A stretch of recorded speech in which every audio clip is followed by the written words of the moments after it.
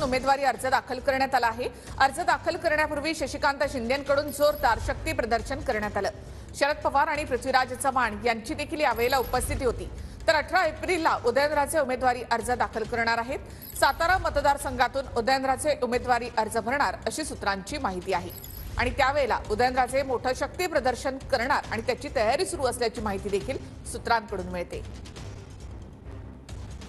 दिवसामध्ये हा उमेदवारी अर्ज दाखल करताना मला आनंद होतोय की महाविकास आघाडीचे आदरणीय आमच्या सर्वांचे दैवत आदरणीय शरदचंद्रजी पवार साहेब, पृथ्वीराजजी चव्हाण साहेब, श्रीनाथ पाटील साहेब, नितीन मानगुडे पाटील साहेब, त्याचबरोबर सर्व राष्ट्रवादी काँग्रेस पक्ष, काँग्रेस आणि शिवसेना उद्धव ठाकरेंचे सगळे पदाधिकारी उपस्थित होते आणि मोठ्या प्रमाणामध्ये नुसतं आव्हान केल्यानंतर 3 दिवसात इतक्या मोठ्या प्रमाणामध्ये सातारची जनता उत्स्फूर्तपणे आली।